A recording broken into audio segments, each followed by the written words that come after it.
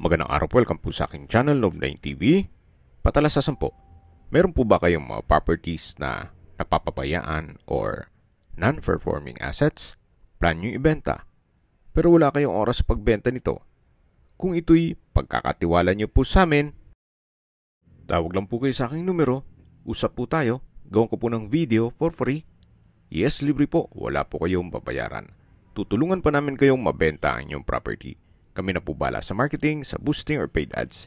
Even sa tripping, hindi na po kayo mapapagod sa pag-entertain ng mga buyers. Kami na po bala sa lahat. Tawag lang po kayo. Nandito po tayo ngayon sa Silang Cavite kung saan meron po tayong bagong video presentation. Isang private farm resort and events place. May lot area po ito na 1.7 hectares. At kung sakali man po na kailangan yung mas malaki pa, meron pa po itong katabing another 5,000 square meters na mamaya po i-discuss ko na lang sa inyo. Yan po ang video code V-A194-25. Pwede pong i-package na itong 1.7 hectares plus yung 5,000 square meters or kalahating hektarya. Lahat po yan titulado, operational, at kumpleto po ang business permits. Updated din po ang mga taxes. Nandito na po tayo sa covered na area kung saan napakalaki po ng espasyo. Marami pong mga okasyon na pwede nyo i-cater dito, kahit po team building. Aside from this covered area, yung natatanaw natin na may tables and chairs, extension pa po yan. Kasama po yan. Hanggang dito sa dulo. Then may ilang mga structure. Yan po yung banyo. At dun po naman sa dulo nitong property ay meron pong access sa ilog. Dito naman po kung sakali man na small families lang naman ang may okasyon, gaya ng binyag, birthday, kasal, anniversary, at kung ano-ano pang special occasion, ito naman po'y pwede na dito kung hindi naman ganun kalaki. Then meron din pong enclosed area. Parang VIP itong structure na to. Pero check po natin, dito po sa labas ay may hand wash basin. At dito naman po ay may playground. Dito po sa dulo ay meron pa pong espasyo na pwedeng paglagyan ng mga kagamitan. Balik ulit tayo dito sa loob. Yan po yung extension ng covered area na may mga tables and chairs. At lahat pong kagamitan na makikita nyo ay kasama po. Kaya kung sakali man na ma-acquire nyo ito, ready na for operation. At supervision nyo na lang ang kailangan. Ito po yung tinutukoy ko na kung mas maliit na okasyon, kung may conference, pwede naman po dito. Lahat pong mga kagamitan ay kasama din po yan. Meron na rin pong banyo dito sa loob na kung saan maayos din po ang toilet fixtures, naka-tile bathroom wall. At dito naman po sa labas ay may mga brickstone design itong poste, then naka-tile flooring. Dito naman sa kabila yung kabilang banyo. Naka-tile flooring din po at maayos din ang toilet fixtures. Yung natatanaw po natin na access door ay ito naman yung papunta dito sa may balkonahe o terrace na may access naman po ito papunta sa swimming pool. Meron din pong trellis. Ito pong hagdan na pataas ay papunta dun sa kabilang side ng property. Then dito naman po sa pababa ay yung papunta naman dito sa swimming pool. May kabana sa dulo. Well-maintained naman po ang swimming pool. At working naman ang pump and filtration. Sa dulo po ay may mga kabana din. At yan po yung access door na kung saan dyan tayo galing kanina. Dito po sa dulo ay meron din pong kwarto na may mga double deck. Pero dun po tayo papasok dun sa kabilang side. Pag ikot natin, ang daan dun sa may kusina.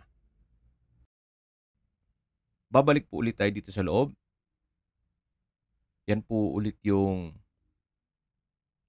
parang VIP room para sa small occasion.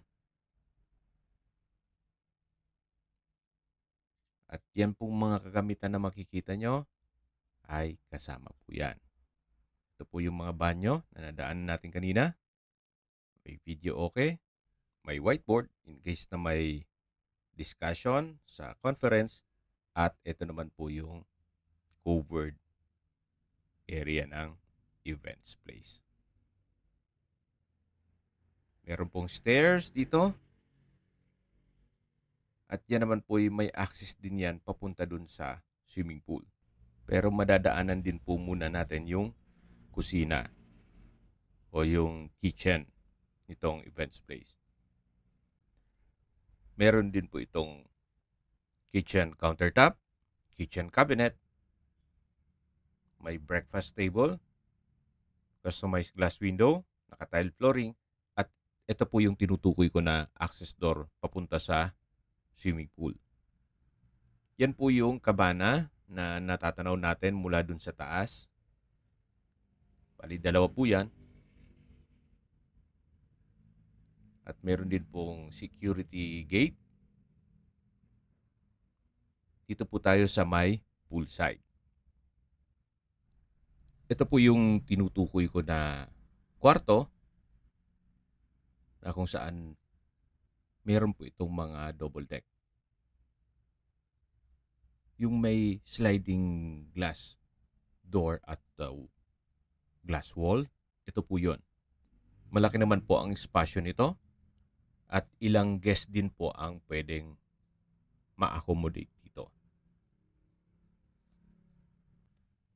Meron din po itong sariling toilet and bath o banyo na kung saan maayos din po ang toilet fixtures. May water closet, hand wash basin, shower, at ito'y naka-tiled bathroom wall. Tunghayin niyo po ulit itong kwarto na kung saan may ilang mga kagamitan na rin siya. May sofa set na solid wood at double deck. Ito naman po yung sliding glass door na may balkonahe. At ito naman yung hagdan na kung saan dito tayo umakyat kanina. At bababa na po tayo para check natin yung bar counter dito sa kabana. Okay, baba po tayo at dito na po tayo sa may poolside. Meron pong adult and kiddie pool.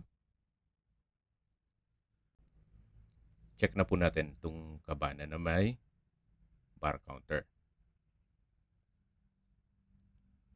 Meron din pong high chair. May wine rack, glass rack. May wall-mounted wooden racks. At dito naman po ay meron pong banyo. Check po natin. Maayos naman po ang toilet fixtures. Yan itong hand wash basin, water closet, tile bathroom wall, at may bathroom window. Dito naman po yung hagdan o stairs na papunta naman sa kwarto o second floor. Ito po yung naka-metal handrail at railing. Then, tiled staircase. Samahan niyo po ako, akyat po tayo.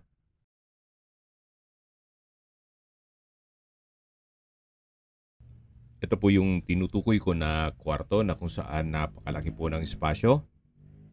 Dito po yung receiving area o salas. Then sa dulo naman, yung mismong kwarto. Na malaki din po ang spasyo. May bed frame and mattress, may couch, then may glass window,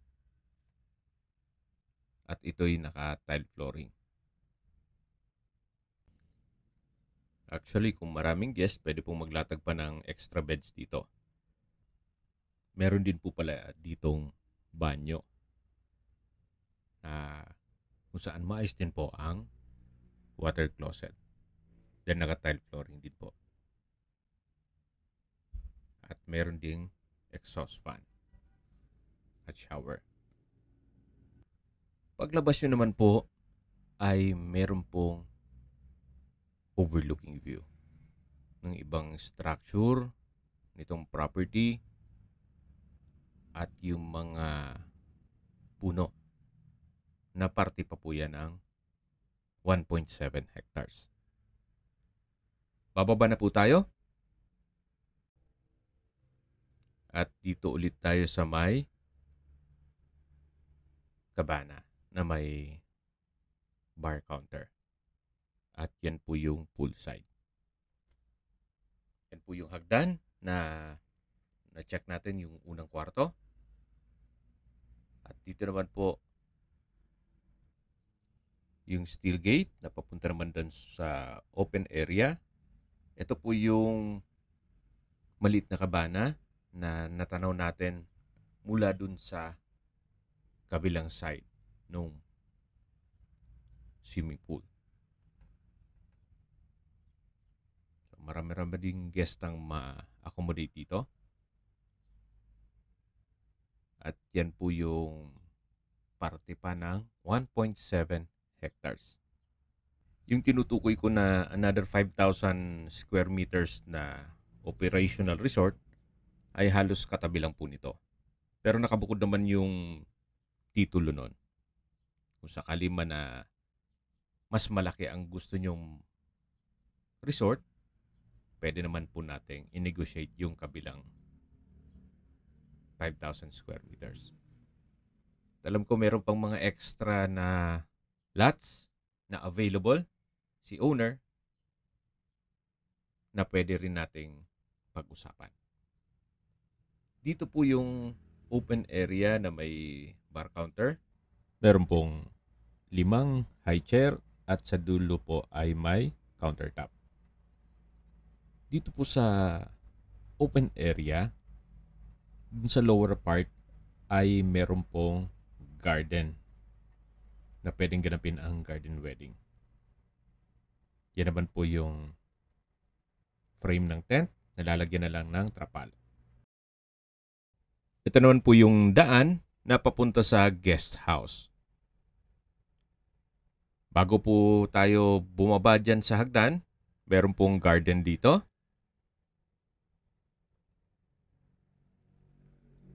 May ilang mga ornamental plants. At dito po sa dulo ay meron din pong access na papunta dun sa mga kwarto o parte ng guest house. Sa ngayon po, hindi natin ma-check ito. Upon tripping na lang, pwede natin pasukin yan. Ang ma-check lang natin yung malaking parte nitong guest house. Naka-brick stone design po itong flooring. At may mga hanging plants. May security grill. At yan naman po yung tinatawag nilang red house. May balkonahe, may bench, naka-tile flooring, at bababa na po tayo. Malaki naman po ang structure na to kaya kahit pong ilang guest ay kayang-kaya po dito. May customized glass doors na may metal frame. At bago tayo pumasok, ito po yung common toilet and bath. Then meron din pong hand wash basin na stainless. Dalawa po yan. Ito pong wall ay naka-natural stone design. At papasok na po tayo. Gaya po nasabi ko sa inyo kanina, kahit po malaking pamilya o team building ng isang kumpanya, ay pwede po dito. Yan po yung mga double deck, kung saan kasama na po yan. May chandelier, may pin lamps. Ito po yung naka-tile flooring na rin. At meron din pong toilet and bath dito sa loob. May hand wash basin, water closet with bidet, shower, bathroom window, at vanity mirror. Yan po yung access door na papunta sa likod ng guest house.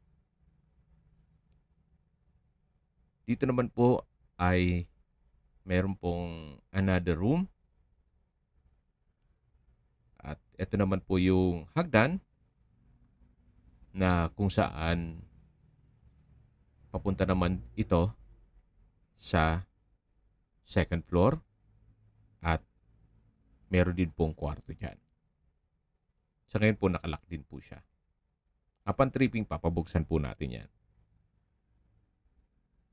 Ito po yung pinakamalaking guest house na meron din pong mga double deck. Yan po yung under stair storage. At dito po ay may isang kwarto at yung dining area. Ito po yung tinutukoy ko na kwarto. Maliit lang naman siya. May double deck at may single bed na kama. Naka-tile flooring na rin po yan. At dito po yung tinutukoy ko na dining area. May dining set.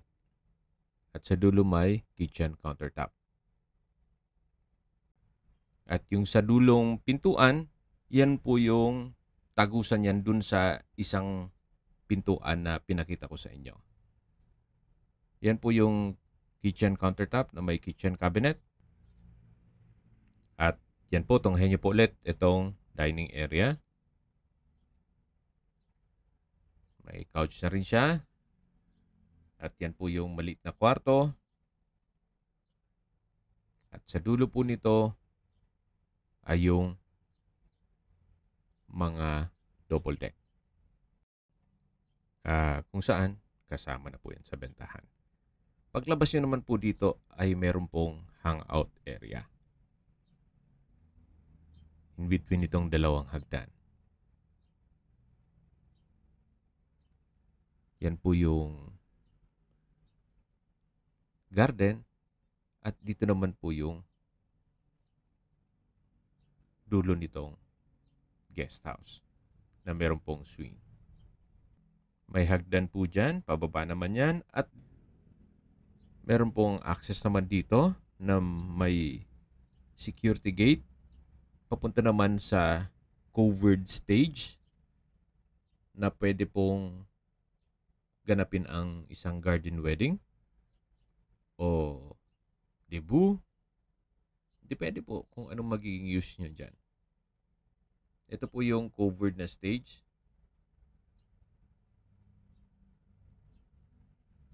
At dito naman po yung open space. Maganda po yun, especially pag gabi kung may mga light effects. Meron din pong mga garden set. Parang Instagrammable din po yan ang dating. Mula po dito matatanaw natin yung events place. Ito pong left side, yan po yung open area mula dun sa covered na events place. At mula po doon, meron pong access naman na stairs. At ito pong natatanaw natin, yan naman po yung mga comfort room. So yung mga guest, pwede pong gumamit yan. Gawa ng mas malapit naman yung itong access na stairs. At yung sa taas naman yan, ay yung maliit na kabana. Ito po yung mga tinutukoy ko na banyo. Apat po yan na maayos naman po ang mga toilet fixtures. Ito naman ay pwedeng gawing hangout area. At yan po yung covered na stage kung saan dyan tayo galing kanina. Ito naman yung hagdan papunta naman sa open space. Dito po sa kabilang side naman ay meron pong hagdan papunta sa mga villas.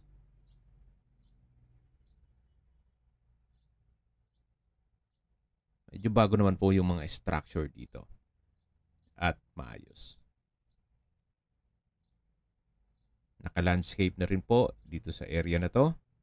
Itong garden. At sa lower part nito ay meron pong game room o entertainment room. Pero check po muna natin itong mga kwarto. Meron pong hagdan. Akyat po tayo. At may balkonahe. Na may coffee table, naka-tile flooring. Ito naman po yung unang kwarto. Maayos naman po siya, well-maintained. Kompleto na rin po ang kagamitan na kung saan kasama na po yan. May center lamp, pin lamp. May blinds, itong glass windows. May split type aircon. At may sariling toilet and bath. From floor to ceiling tiled bathroom bowl. May hot shower set. At may bathroom window. Ito po yung unang kwarto dito sa villa. May 3 bed frame and mattress. Kompleto rin po ang furnishings. May TV. Sala set. At lalabas na po tayo. Yan po yung balkonahe. Ito yung hagdan. At dito naman po sa kabilang kwarto ay kumpleto rin po ang kagamitan. Halos same setup. May 3 bed frame and mattress. May 2-seater sofa set. May console table. Split type aircon. At may sariling toilet and bath.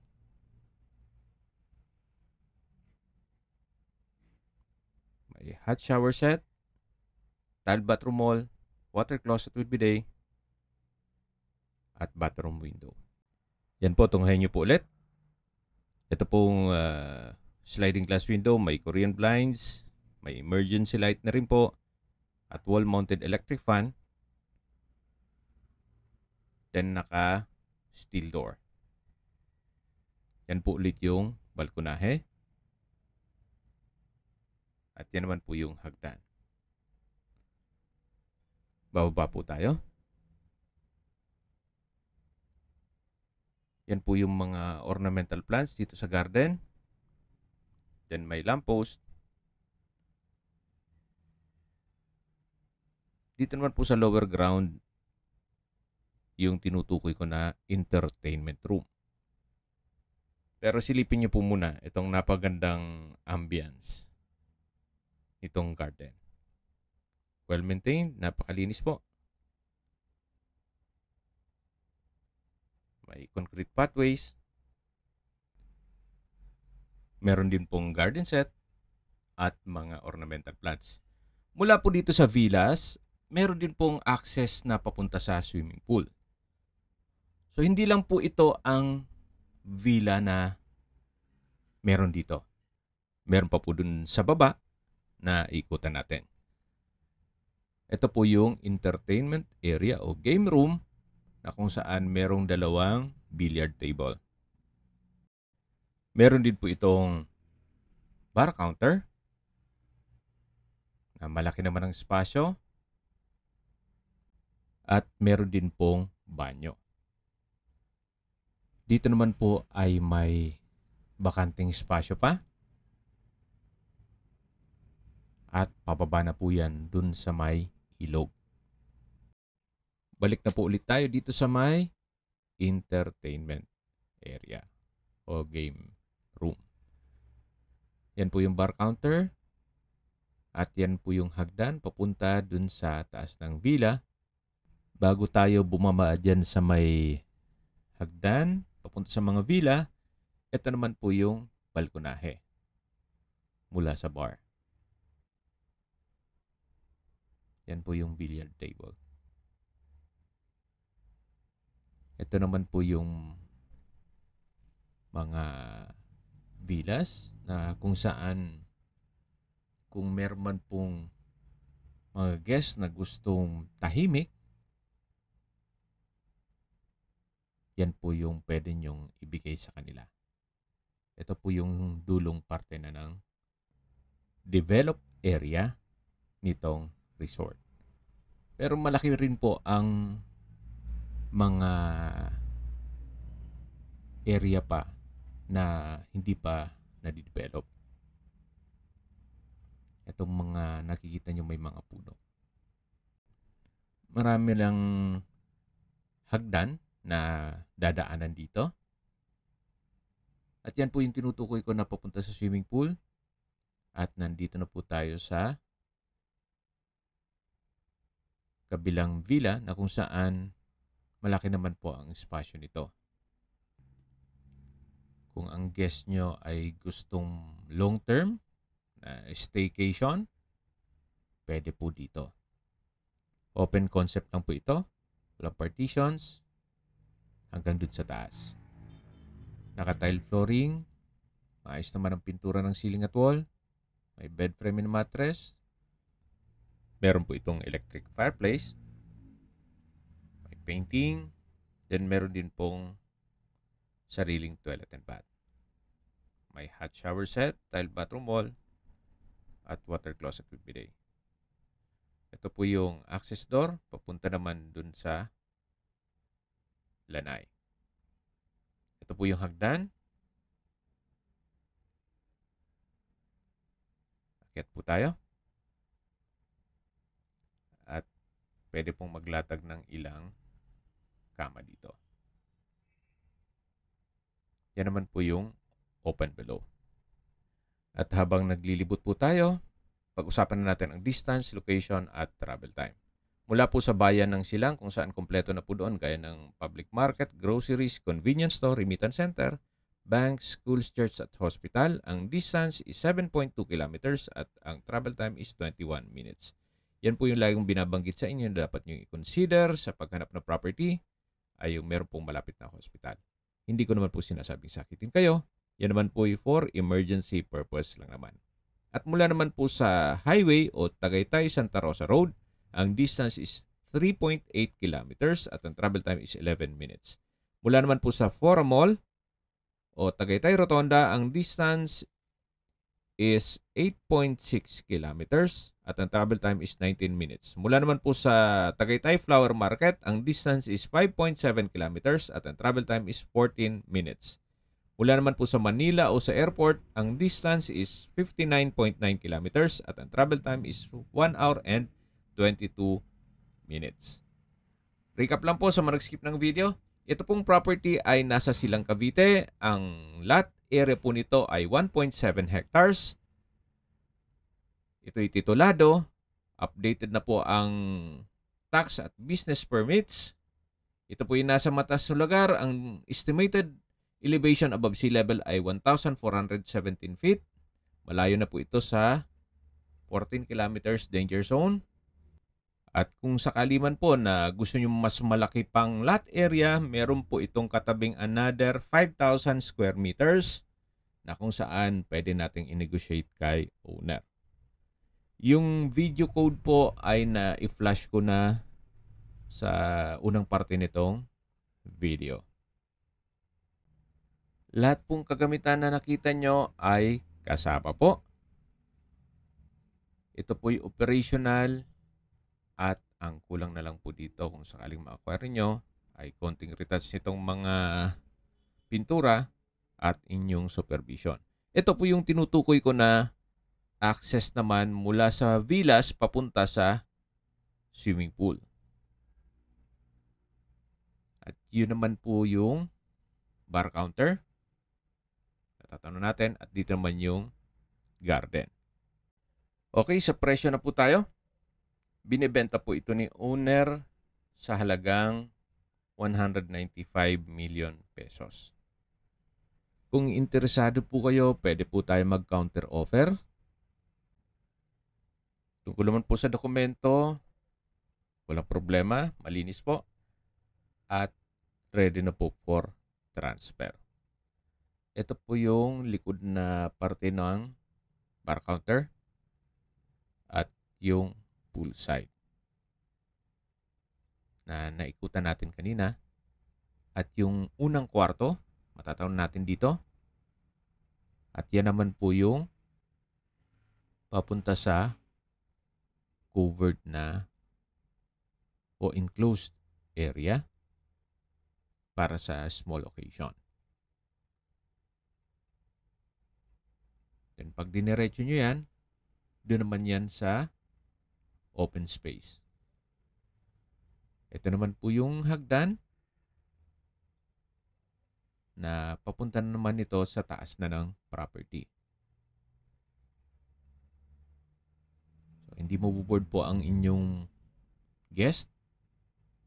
Pwede po nila itong ikutin ng ikutin para malibang naman sila. At pwede silang magpa-picture. Yan po yung property line. At dito naman po, ang labas nyo nito ay dun na sa may entrance.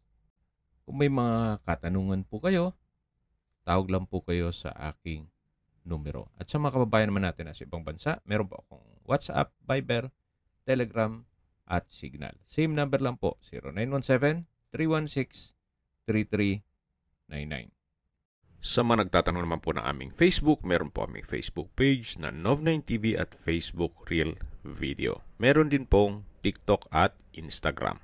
May ibang YouTube channel po kami, the Nov9TV channel, Nov9TV Listings, Nov9TV On The Spot, Nov9TV Updates, at Nov9TV House Rental. Sana po naibigyan nyo ang video presentation. Paki-like and subscribe na lang po sa aking channel para ma-update din po kayo sa aking future listings.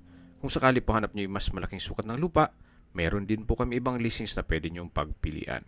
Huwag po kayong mag-atubiling tumawag sa amin. Then, let us know your budget para malaman namin kung anong property pwede naming ilog sa inyo. Sa lahat pong viewers, subscriber at nagtiwala po sa amin, salamat po sa suporta. Ingat po kayo lagi at yung pamilya. Maraming salamat po.